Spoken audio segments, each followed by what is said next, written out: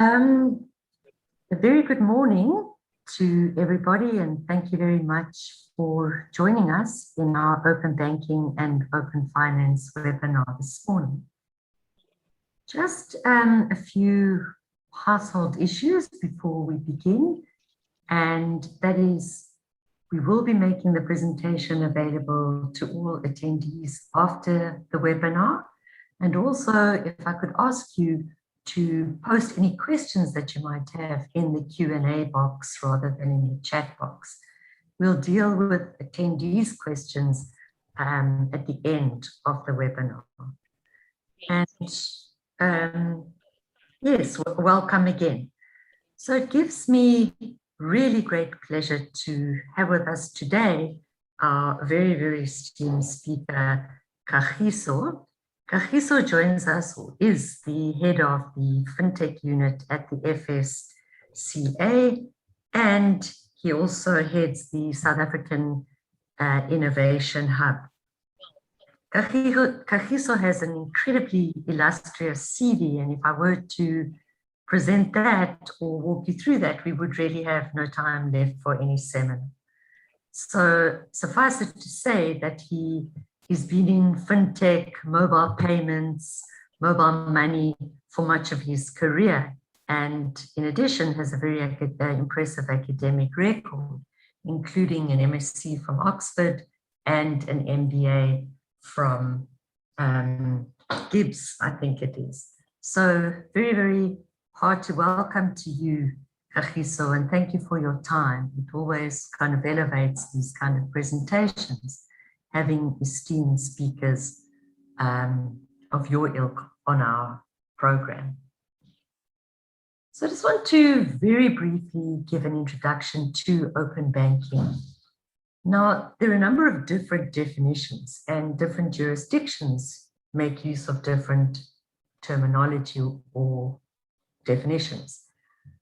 In broad terms, they're really open banking is the sharing and leveraging of customer permission data by banks with third-party developers and entities to build application and services so as to provide greater financial transparency, real-time payments to account holders, as well as cross-selling and marketing opportunities.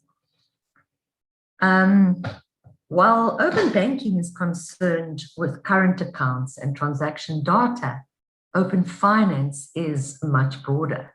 It includes home loan products, consumer credit providers, insurance, pension funds, investment funds. So it provides even more scope for financial inclusion and the like.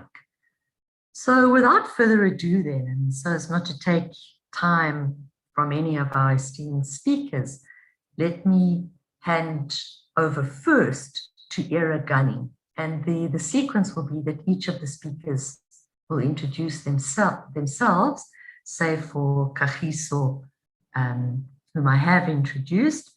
So Era is going to speak very briefly to the technology and the regulation underpinning open banking. So Era, if I can hand over to you first to introduce yourself, and then please to take it away on the regulation and technology aspect. Absolutely. Hi, everybody. Yes, I'm Era Gunning. I am an executive in the banking and finance department, and I've been in Angela's team for the last 11 years. Angela didn't introduce herself. It's Angela Itsikovits. She is the head of our team and a very renowned banking and finance lawyer. So yes, I'm going to be discussing open banking with you this morning. And I've got a glitch here in that my slides are not moving, so I'm quickly going to stop sharing and I'm going to reshare again, and hopefully it is sorted out then. So as far as open banking is concerned, while I'm waiting for my slides to cooperate, and I hope they are going to move now, open banking is underpinned by various forms of technology. including APIs and, of course, screen scraping. So what is the difference between an API and screen scraping? In a nutshell, an API is a connection between computers, and it serves to transfer data securely in real time. It's commonly seen as the most secure technology underpinning open banking. And then we get screen scraping, and screen scraping is highly criticized, and I think for very good reasons.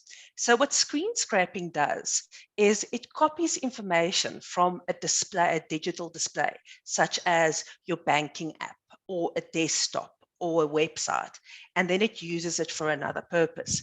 But of course, as a consumer, you give consent to it doing so. And it then automatically or manually copies and pastes that data, it screen scrapes that data and uses it for another application.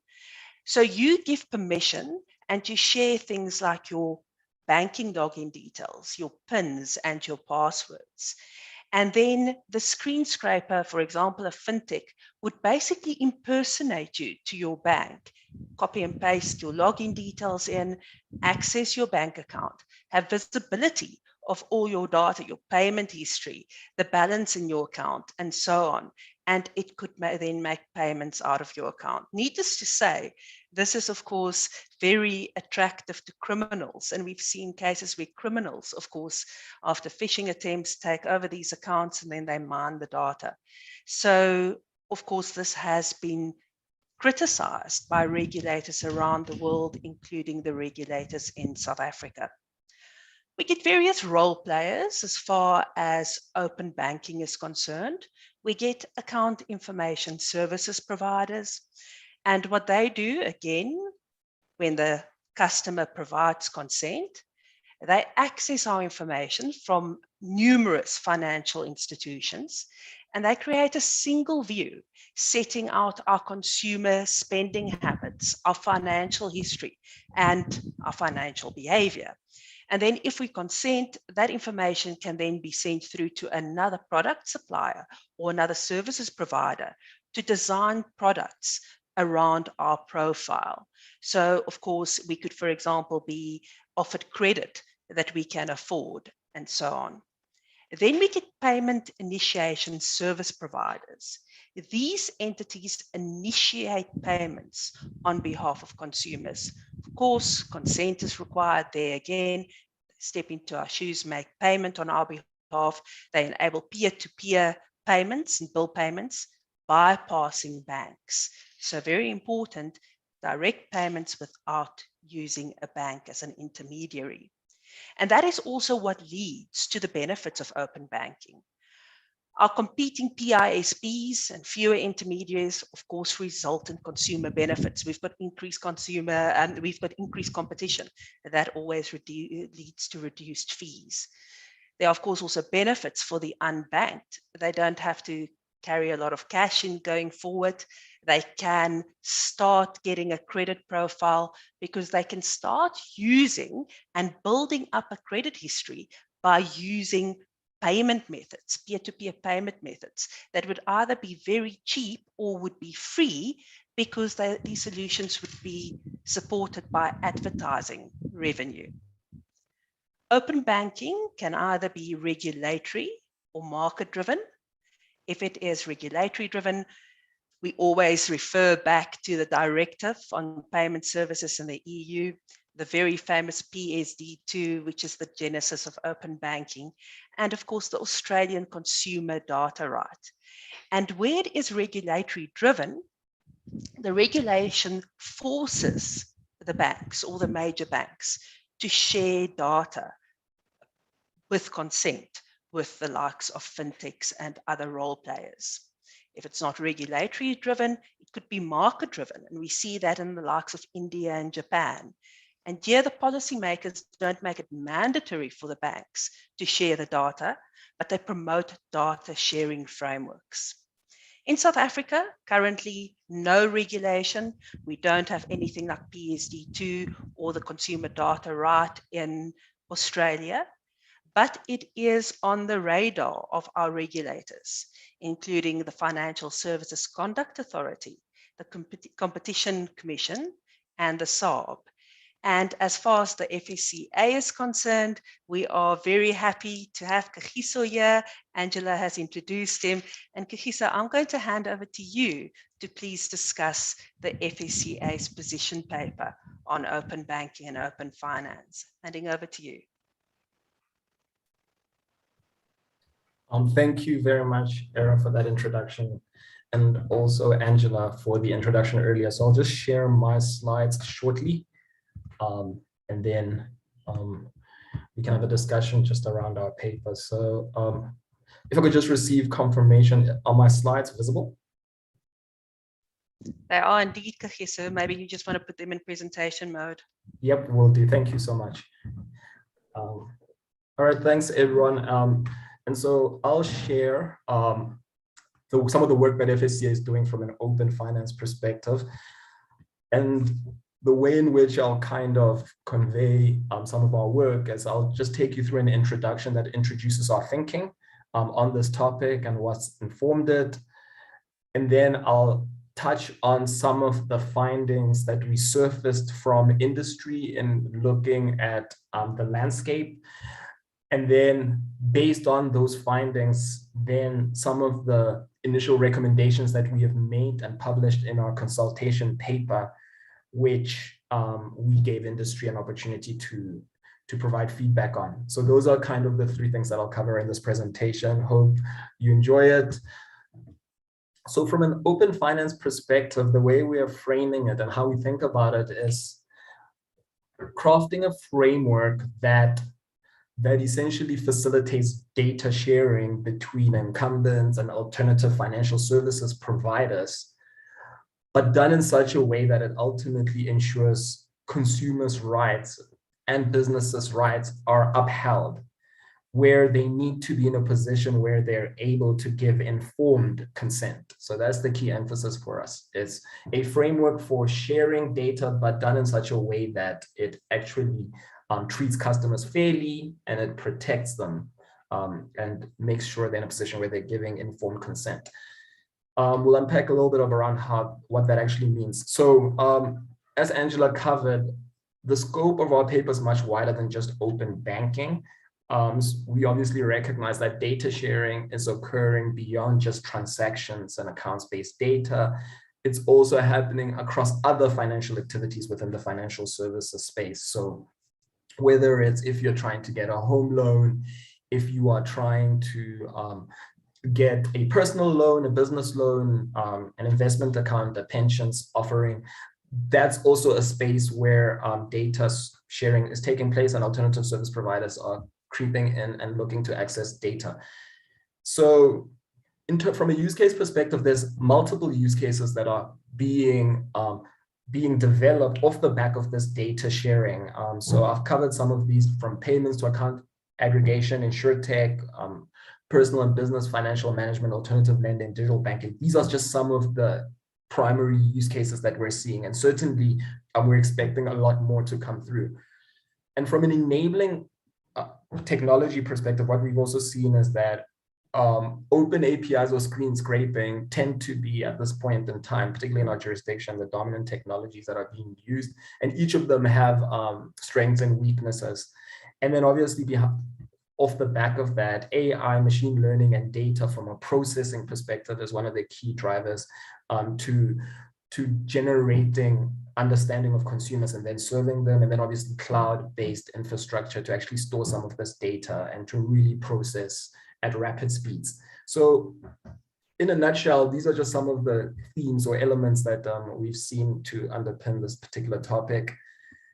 So one of the things we did was we looked at the global picture, both from a voice of the customer perspective, but also in terms of what regulators are doing. And I think Era covered this quite well, that from a policy framework perspective, you tend to either find data sharing being market-driven or regulator-driven across various jurisdictions. So this map just conveys where things are. So definitely the EU were the pioneers with PSD2 in terms of coming up with a approach to data sharing.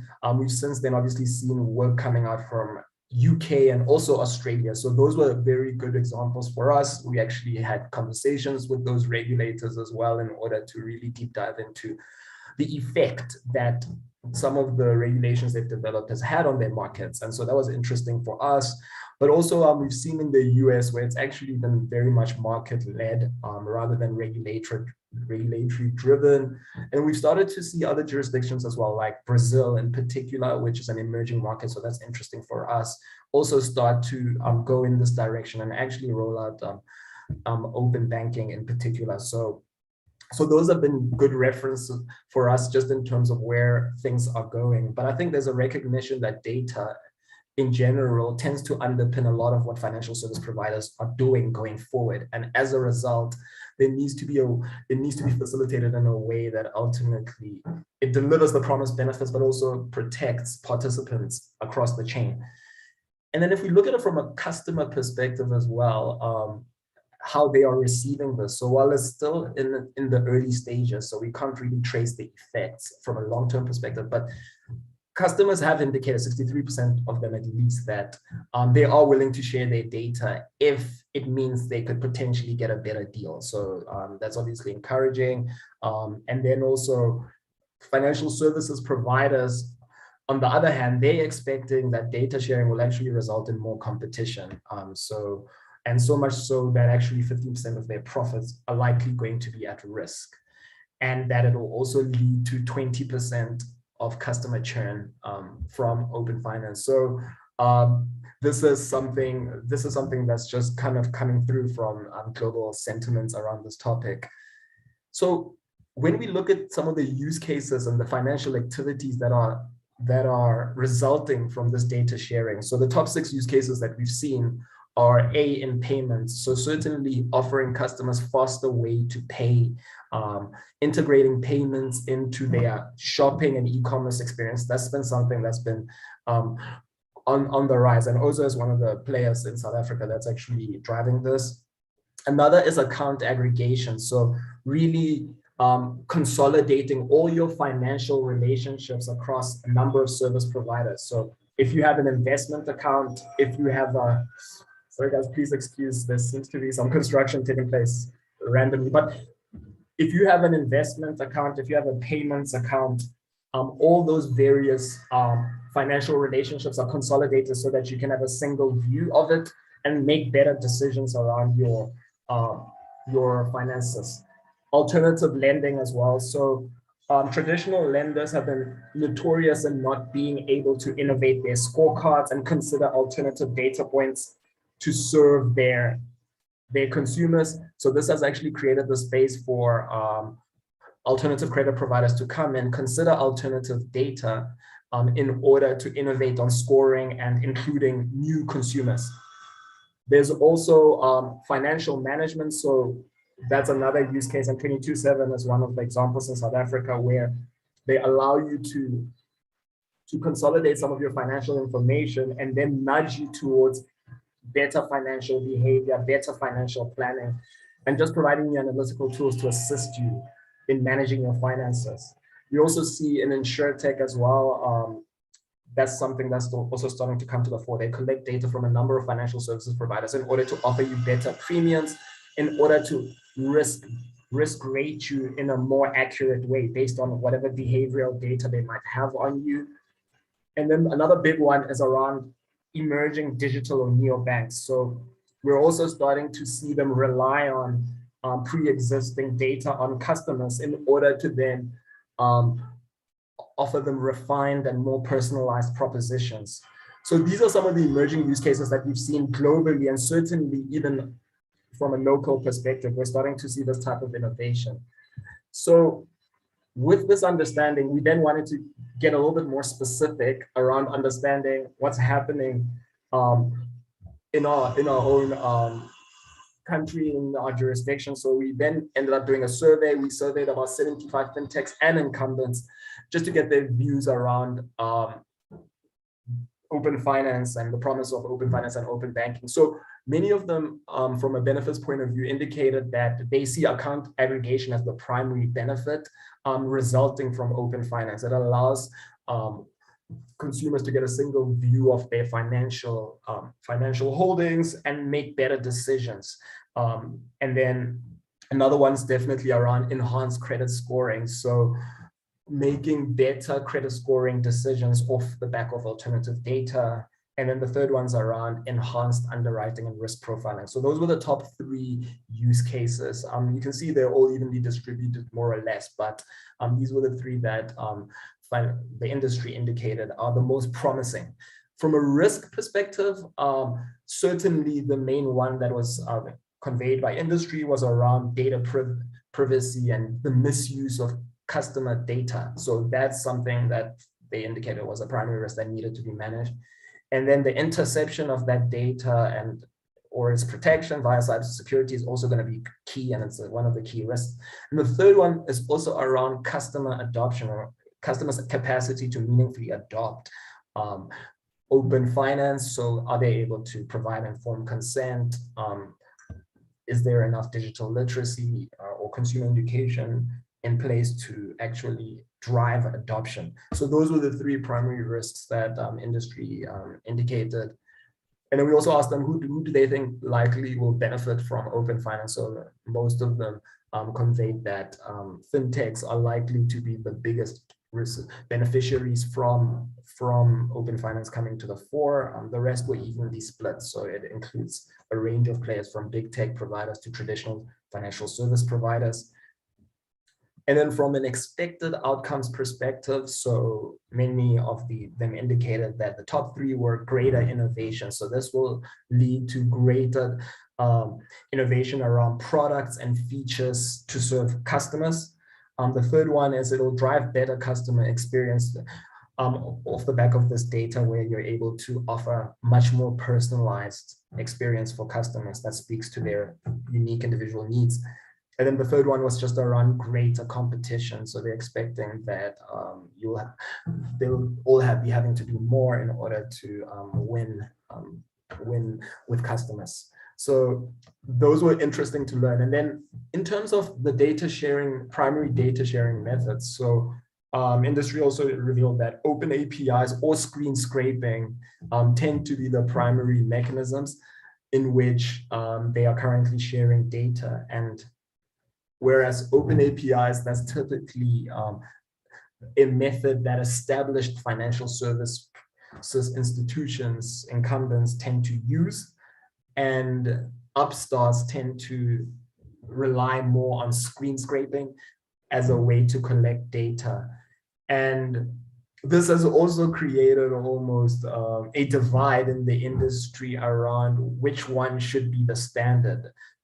Incumbents have indicated that open APIs should be the standard because it's much more secure and they are aware of data exchange taking place, and they're in a better position to control and secure. Whereas upstarts feel like the infrastructure required in order to be able to roll out open APIs puts them at a disadvantage, and that screen scraping is a lot more efficient. But so this is an active debate that we're having at the moment in order to develop a standard that's fit for purpose for South Africa. NPSD in particular is also driving this topic, especially as it pertains to open banking or the use of transactional data. With working in conjunction with the NPSD at the South African Reserve Bank, we will certainly look to develop an approach. So a task team has actually been developed by the NPSD, but from our perspective, when looking at open finance, flowing from those task teams and some of our workshops, will certainly look to find a way to mitigate risks across the board, whether it's open API, screen scraping, or any other emerging ways of sharing data. So we then also looked at just some of the benefits and risks.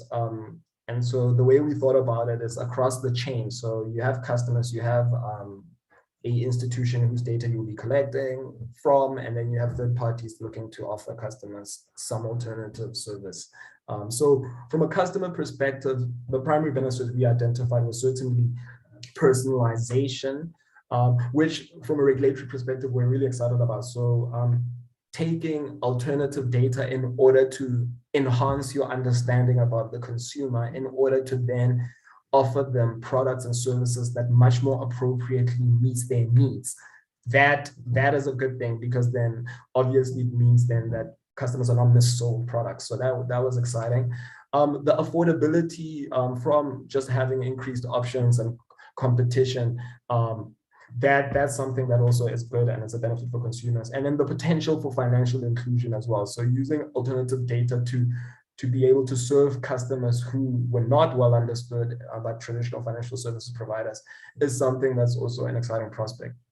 But on the flip side, we also see some of the risks being lack of appropriate customer education, lack of accounting of the digital literacy levels of the customers you look to serve. So if you are looking to drive financial inclusion, you're looking to access bottom of the pyramid customers, you also have to take into account the digital literacy levels of that market segment and make sure you're able to put them in a position where they actually can provide informed consent. So that's one of the risks that we certainly foresee.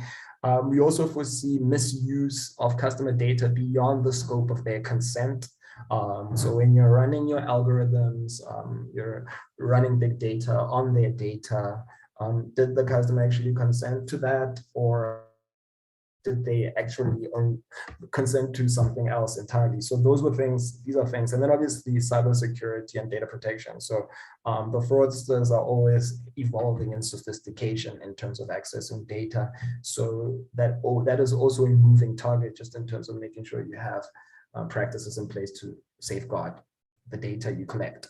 So those are the risks. And then from an incumbent's and third parties perspective, they're more or less similar. So from an incumbent's perspective, it allows them to specialize and focus a lot more, and through partnership access other capabilities off the back of data sharing. So that's something that they'll certainly benefit from.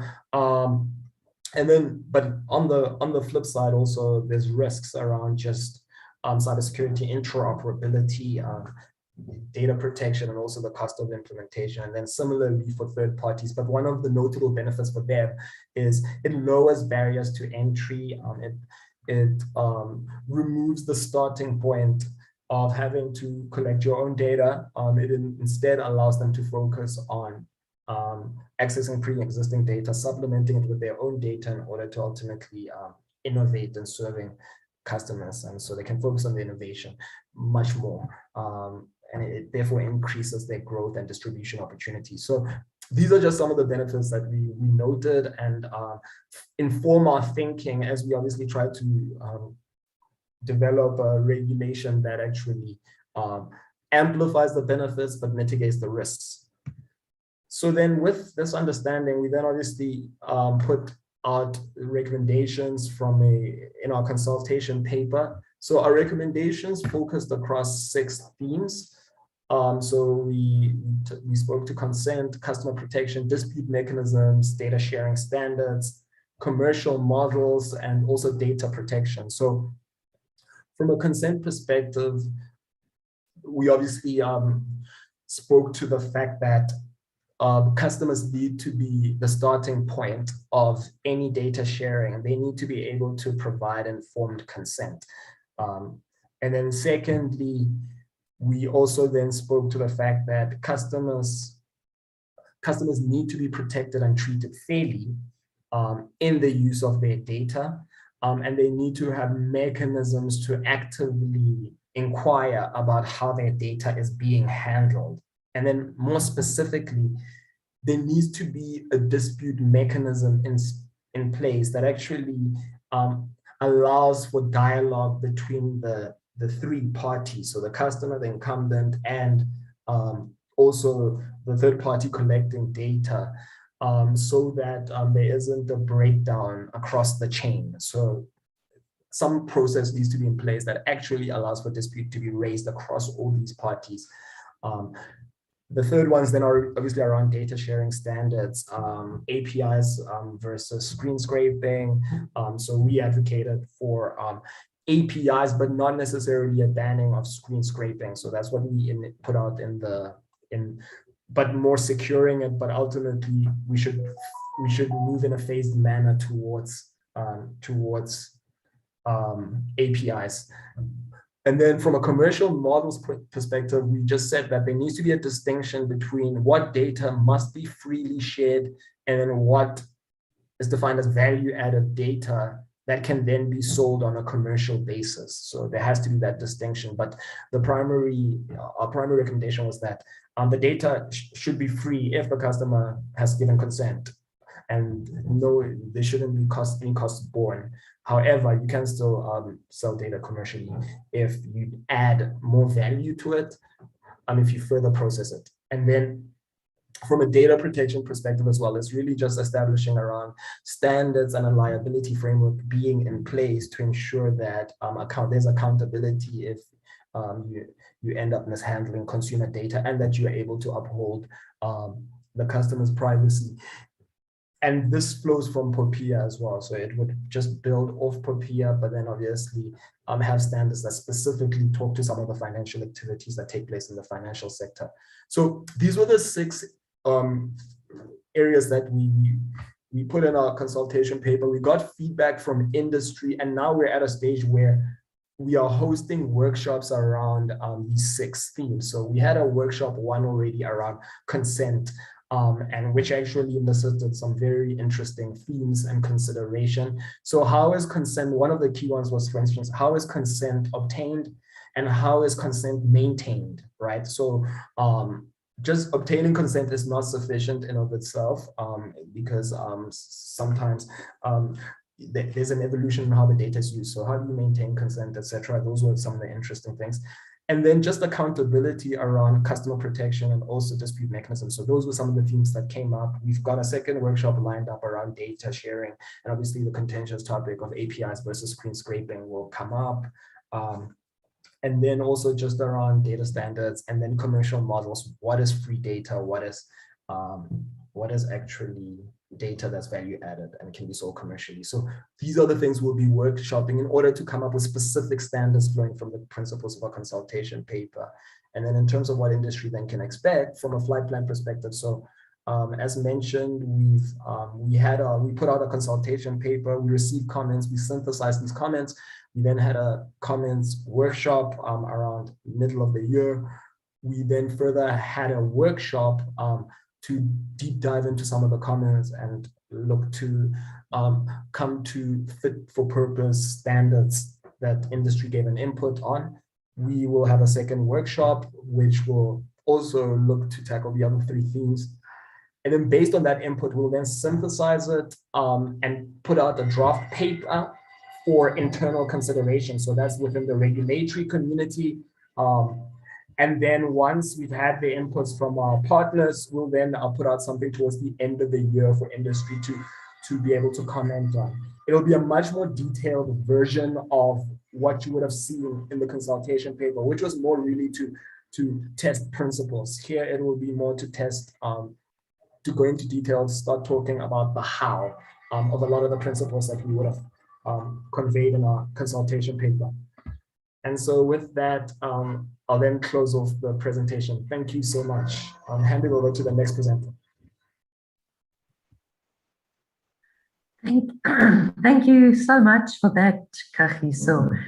I was formulating questions in my mind, but I think that you have, you really have preemptively answered them. The one I have a very keen interest in is using modes of credit scoring and bringing new products to market without having to be constrained simply by what is in existence in Section 79, which deals with financial needs analysis, and allowing one to go broader and to consider data to make these informed lending and considerations.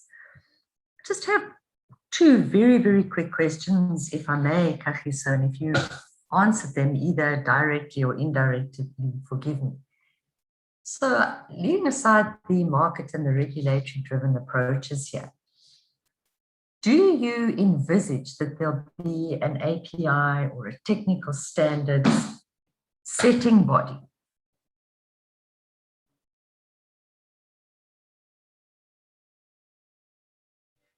So yeah, so that is something we are weighing up in terms of, so we envision that there will be standards around APIs, but in terms of what form that'll take, that is something we're still weighing up. So this is actually some of the subject of a lot of the workshops we're having, that should they be a body or should it be regulatory led?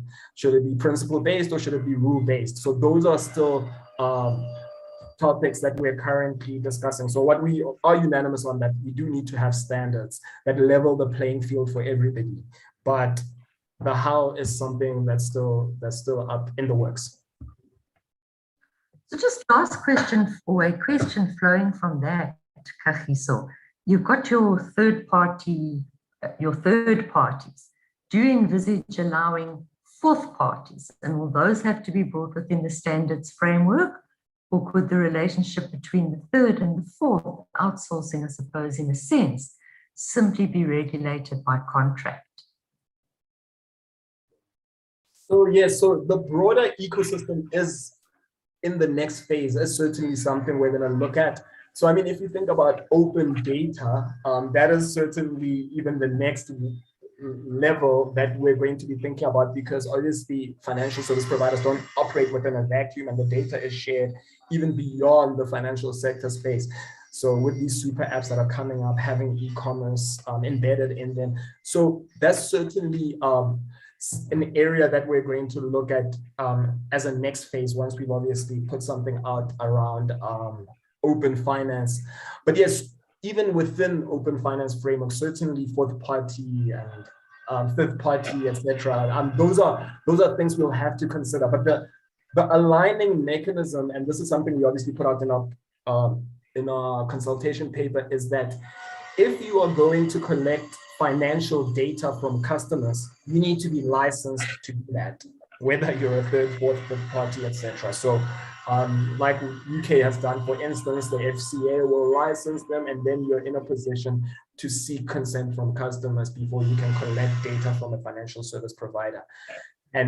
But obviously open finance means then that you would have to use it for financial purposes, for financial activity purposes. If you go into open data, you can go beyond that. And I think that's where the Competition Commission will also be coming in, because obviously they look across sectors beyond. We regulate financial sector, they look across sectors. So they would, and then as well as other industry bodies, have to come to the party to kind of define a framework that would work in an open data space. Sorry, participants and presenters, I hope I'm not abusing my position here, but one very last question for you. Please, Kagiso, I'm interested then in the credit space, given that every single person who advances credit to another is regarded and will have to register as a credit provider.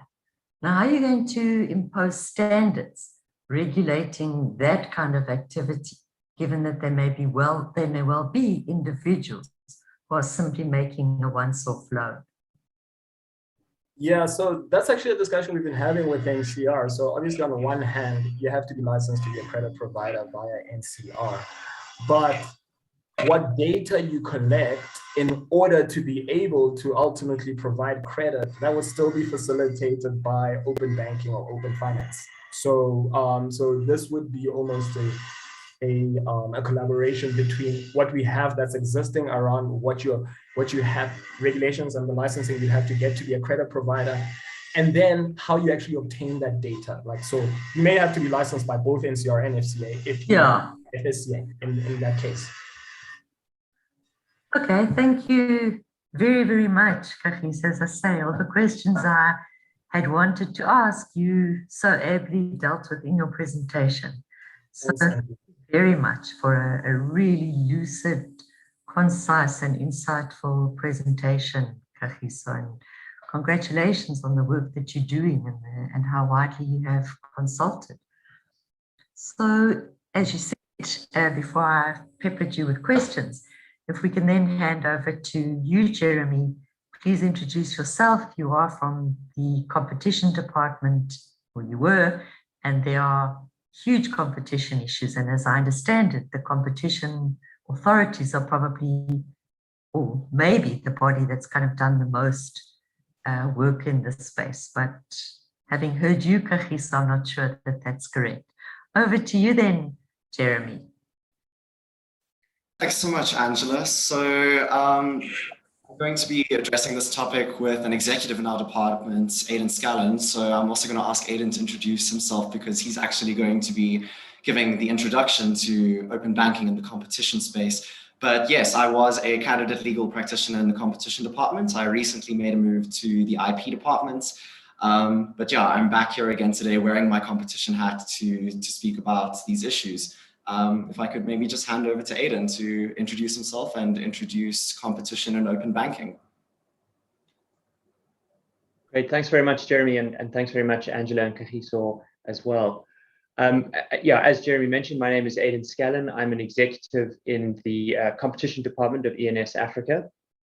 And as you would have heard from what Kagiso has been saying, competition and competition regulation definitely has a role to play in the open banking space and open finance. I think from a competition perspective, it's clear that increased digitization has revolutionized how markets function, with data acting as a catalyst for innovation and competition, but it can also be a source of market power. And open banking is premised on data access and the leveraging of customer data to enable innovation and competition in banking or financial services through risk profiling and customer targeting. And fintechs compete with traditional banks in the space in numerous ways. For example, ease of use or efficiency, convenience, variety, and consumer choice. But central to enabling this competition is open banking. And what we're seeing around the world, and Kagiso had a very interesting slide on this actually earlier, but even in jurisdictions where open banking is being market-driven as opposed to regulatory driven, policymakers are still introducing a range of measures to promote data sharing frameworks in banking to ensure that the playing field remains level. And so I think regardless of whether South Africa goes for a market-led or a regulatory approach, what we need to see, and I think specific to competition, but I think more broadly, is a proactive approach to ensure that markets remain competitive and that barriers to entry and expansion, particularly barriers to entry and expansion are eliminated, and particularly for fintechs and startups who are aiming to get into this space. I'll now hand back to Jeremy, who will tell you about some of the interesting work that the Competition Commission has been doing around open banking and some of its initial thoughts in this area. Thanks so much, Aidan. So I will be speaking about a working paper which was recently published on the Competition Commission's website, titled Regulating Data Markets Through Open Banking, Lessons for South Africa. But since that's quite a mouthful, for ease of reference, I'll just call it the competition paper. And what this paper notes is that for the implementation of open banking to be a success in South Africa, regulatory guidance is needed on multiple fronts, including not just from the Competition Commission, but also the information regulator. And what the paper notes is that in South Africa is that due to the economic incentives of banks in a highly concentrated market, a regulatory-led approach to open banking may be appropriate. And this is in part due to the fact that the adoption of a market-led approach may potentially be susceptible to abuse by the incumbent financial institutions that possess market power. Now, Aidan briefly mentioned market power a little bit earlier, and as you may know, market power is a prerequisite to establishing an abuse of dominance. And I'll leave that to Aidan to get into a little bit more detail later. Hopefully we'll have enough time. But I'll give a bit more of an overview of the issues. And considering the incentives at play, exclusionary conduct such as a refusal to supply may occur in an open banking environment where a dominant firm could exclude its competitors from accessing valuable data and thus deprive them of a source of product and or service innovation in the market. And the PSD2 directive, which is in the EU, and both Era and Kagiso spoke to it a little bit earlier, it's actually been criticized by banks due to the lack of reciprocity between banks and third parties, especially big techs, which, as we know, are large technology companies. And the banks view this directive as a regulatory-driven competitive disadvantage, and they view it as unfair. And this is because the banks are essentially infrastructure providers, and they create and manage the marketplace in open banking. And the role of data is important to drive innovation. And so therefore banks might feel a bit disgruntled by having to promote competitors or potential competition. So as noted in the competition paper, it may be that banks are more likely to agree to complementary as opposed to competing offerings. I would also just like to touch on something under the EU General Data Protection Regulation, or the GDPR. Now, this is not my area of expertise, so I'm not sure Era might have something a little bit more to add on this a bit later as our POPI expert. But the GDPR does include a right to data portability, which could theoretically be leveraged to ensure reciprocity. Now, the right to data portability is aimed at fostering competition in the market, where consumers will have easier access to their data and be able to transfer it from one service provider to another more effortlessly. Now, the competition paper also notes that irrespective of whether a market-led or regulatory approach to open banking is adopted, the key pillars that have a bearing on open banking implementation include the type of data involved, data ownership, payment for data, opening of APIs, and data privacy and security. Now, guidance from the information regulator would be required on data ownership in the market, although there was a fairly recent case of Discovery Limited versus Liberty Group Limited, which seems to suggest that consumers own their data and have the freedom to choose how to use it. Nevertheless, I think guidance from the information regulator would be preferable because the current uncertainty may incentivize traditional financial institutions to take advantage of the status quo to exclude fintechs and other startups from accessing consumer data. In addition to reciprocity, one of the issues that we need to consider is whether fintechs and other smaller players will pay financial institutions to get access to consumer data. And this is something that Kagiso also touched on a little bit earlier. So even though data may belong to the consumer and be owned by them, sometimes financial institutions incur costs to process and store the data. And payment for data is meant to level the playing field between data holders and third-party firms by compensating for the processing and storing of that data. And what the competition paper notes is that if compensation for data processing is not allowed, it actually disincentivizes the processing and storing of that data.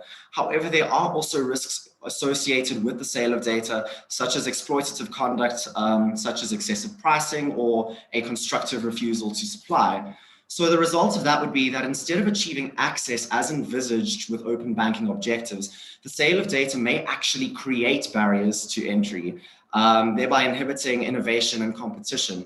And so in order to prevent such abuses, certain competition agencies, such as the European Commission, have taken a strong stance on the sale of data. And essentially what they have allowed is they've allowed banks to receive compensation only amounting to a maximum of the efficient costs incurred to arrange access for other third parties or competitors.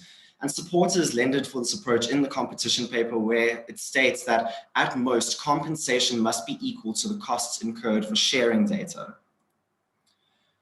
Now, API specification and interoperability is another key pillar that requires guidance in the implementation of open banking. And this is because a lack of interoperability may be used by incumbents as an artificial barrier to prevent new market entrants and to monopolize a market. So to prevent this, the PSD2 directive in the EU requires banks to develop APIs that meet various minimum standards and mandates that banks share extensive user financial data with fintechs and startups when these fintechs are not actually required to reciprocate by sharing their user data with the banks. And in the UK, there's also some similar standards. So APIs are standardized for the largest banks, and that is mandated by the UK's Competition and Markets Authority. And that was pursuant to the findings of its market investigation into the banking sector. And again, in Australia, you also see similar measures where the implementation of open APIs is mandatory, and it is supervised by the Australian Competition and Consumer Commission in collaboration with the Office of the Australian Information Commissioner and a data standards body, each of which have their own defined mandates, but they work collaboratively to make sure that the system works. Now, in South Africa, however, banks are already creating APIs for fintechs that collaborate as opposed to compete with them. And a potential theory of harm from a competition perspective could be that such conduct could result in limited and exclusionary access. And this is because there are currently no agreed standards in South Africa, so access is limited to certain fintechs that banks are actually prepared to provide access to. So where there is no centralization of information, for instance, like there is with current consumer credit information, such conduct may lead to dominant firms possessing exclusive control over valuable data which cannot be replicated. So, for instance, transactional and payment information, and then refusing to supply that information to their competitors. And if we've got time, I think Aidan will touch on an example from France in this context towards the end of the webinar. And the last point that I sort of want to touch on is big tech, which is internationally a huge hot topic in the competition and antitrust space.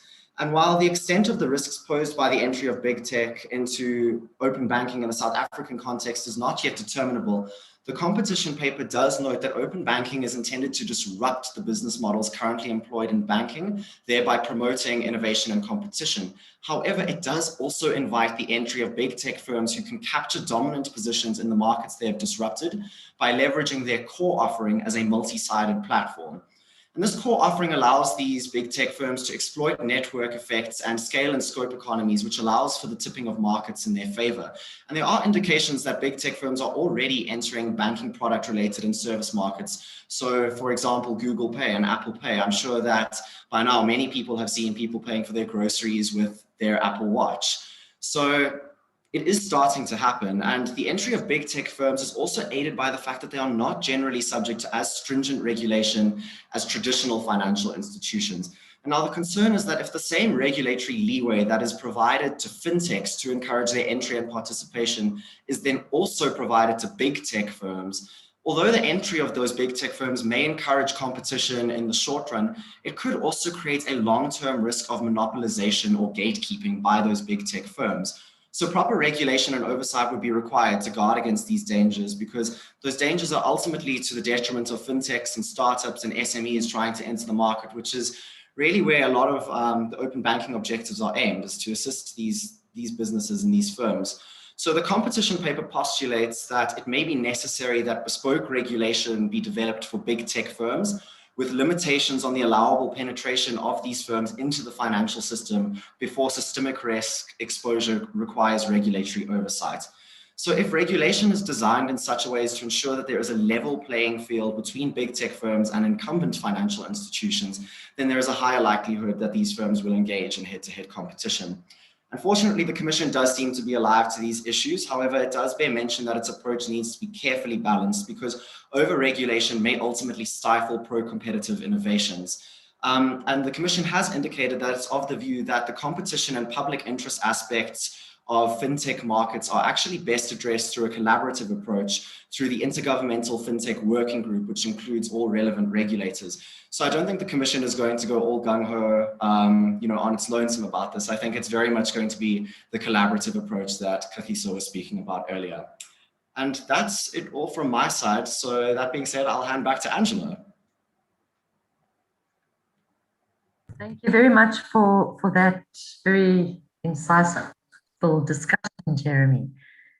I'm going to hand back now to Era, and Era is going to speak to the SARB's position on open banking. So Era, given that we don't have a huge amount of time left, I'm going to hand over to you, please. Absolutely, Angela. And yes, we will be sharing the slides with all the attendees. But the SARB also released a consultation paper on open banking.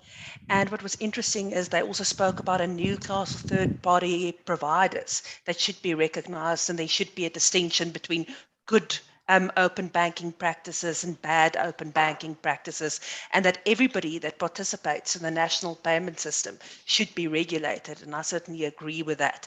They did speak about open banking working groups that will include the FSCA, the Information Regulator, the PA, the SARB, the Competition Commission, and so on. And I saw a question in the chat, why is this taking so long? And I'm paraphrasing, but obviously quite a lot of research and surveys still need to go into this. The SARB paper goes on to provide some guidance for third-party providers. For example, they shouldn't be storing customer data, only using the data for the purpose for which it's intended to be used. And interestingly enough, it does recommend that banks should provide access to customer financial information with consent. And Kagiso, I got so excited when you were talking about consent and informed consent just now, because that is obviously poppy language. And the SARB also recommends that consumers must be aware of the fact that they can withdraw consent at any stage. So that brings me to two issues as far as consent is concerned in the banking environment. We've got the common law of banking secrecy, which is often more strict than POPI. But what is quite interesting here is that the common law of bank secrecy allows data sharing with express or implied consent from a customer. That will be overridden by POPI or POPIA, the Protection of Personal Information Act. And the Act specifically says that if you are going to rely on consent, and of course we know there are other grounds for justification for processing information, such as legitimate interests and so on, but if we read the common law together with POPI, then consent is certainly going to be needed for data sharing initiatives. That consent must be voluntary, specific, informed, and an expression of will. It certainly can't be the banks are going to share your data unless you object. You as a consumer would have to indicate that you are comfortable with the bank sharing your data, and that choice must of course be voluntary, and the specific and informed part sets out that you must understand exactly what you are consenting to. And Kagiso, you were also speaking about maintaining that consent. Also, as the SARB paper mentioned, this consent can be withdrawn at any stage, but of course it won't invalidate the data sharing or the processing of the personal information that had occurred already by the time the consumer withdraws their consent. But I think it would be very important to make it as easy for customers to withdraw their consent as it is to give their consent. Just in the last few minutes, of course, we have mentioned that we don't have anything like PSD2 in South Africa yet, but we do have existing legislation that will impact on open banking. We've got the Consumer Protection Act, and of course, all the papers refer to consumer protection and how important it is when it comes to open banking. If you look at the application of the CPA and specifically the definitions of service, you will see that certain services regulated under the Financial Advisory and Intermediary Services Act are excluded from the application of the CPA, and the Financial Sector Regulation Act in Section 10 also asks the application of the CPA in certain instances, for example, when the services fall under the FSCA or the NPS legislation. But of course, there are certain instances where the open banking services will fall to be regulated under the CPA. And they have to ask things like, what if I use an open banking payment provider to pay for a cell phone and the cell phone gets delivered to my house and it explodes? Would I have a claim against the open banking service provider? Potentially, yes, because Section 61 creates strict liability, and it refers to a supplier of services who, in conjunction with providing these services, provides access to goods, would be seen as a supplier for the strict liability provisions. Also, imagine that your data is being hacked. There's a cyber attack while you're making the payment. Could you have a CPA claim for an insufficient service, for service that doesn't meet the quality standards set out in Section 54, quite apart from a POPI claim? Plain language considerations and so on would apply to open banking T's and C's. Another piece of legislation that may have an impact as phase. And that is, of course, where financial services are provided in respect of financial products, such as shares in the open banking environment. And then I'm handing back to you, Aidan, just to touch on the Competition Act. Great, thanks, Era. I'm conscious of time, so I'm just going to sort of fly through these points. I think in terms of the Competition Act, there are various abuse of dominance provisions which prohibit exclusionary conduct by firms with market power. And as Jeremy alluded to earlier, I think it remains to be tested whether any of the banks or all of the banks could be said to have market power in the space or in relation to the data that they hold. But I think it's certainly conceivable that you could construct a good argument to say that they may. And so with that in mind, I think there are three specific provisions within the Competition Act that bear mention. And the first is that it is prohibited for a dominant firm to refuse access to a competitor to an essential facility when it is economically feasible to do so. Similarly, it is prohibited for a dominant supplier to refuse to supply scarce goods or services when it is economically feasible to do so. And then I suppose the catch-all provision, it is prohibited to engage in any other exclusionary acts. And I suppose theoretically what we could see falling in there is and I think, again, Jeremy gave this example earlier, would be to deliberately hinder or inhibit access for APIs that are developed by a rival. So I think, and to see, I guess, sort of how this can be harmful from a competition perspective, it's useful to look at an example, not strictly speaking within the open banking space, but it does sort of involve access to data.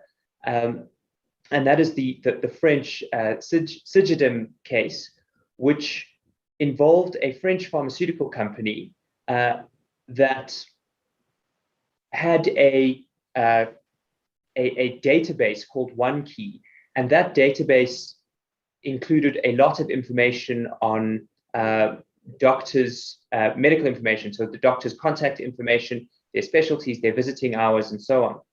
And it happened that this OneKey database became the dominant source of information for pharmaceutical companies in France who would want to sort of have access to doctors to sell their various products. And what Cigidim did was it refused access to its database to a rival customer relationship management software provider, and only provided access to the OneKey database to pharmaceutical companies that were using its own CRM software. And what the impact of this was by denying access to its rival, or denying access to the database to its rival, the rival experienced a loss of 70% of its customers over the period of the infringement. Ultimately, Cigidim was fined 5.7 million euros by the French competition authority, and they were ordered to cease their discriminatory access or to cease enforcing discriminatory access among clients on the basis of the CRM software that they used. So you can see how refusing access or making access to data more difficult can be harmful from a competition perspective. So to conclude, really, I think what is clear to me thinking about this is that open banking is unquestionably likely to be very good for innovation and competition in this space, but it is necessary that regulations are introduced which allow for ease of access and fair access. But you also, in doing that, need to sort of balance a number of objectives. So, for example, sort of stability of the banking system and security and access to customer data and POPI and all of those things. And so there's a lot of, I guess, moving parts and a lot of different regulators that are involved. But I think the competition regulators will certainly have a very important role to play within that space. I think back to you then, Era. And just in the interest of time, if you Google Monzo bank accounts, phishing scheme, Barclays, you will find when things go wrong on open banking just over a month ago. And of course, our hackers are using the old tricks still to steal data, and in the open banking environment, there will be a lot of data available to steal. So regulation is going to be key. I hand back to you, Angela, for the closing.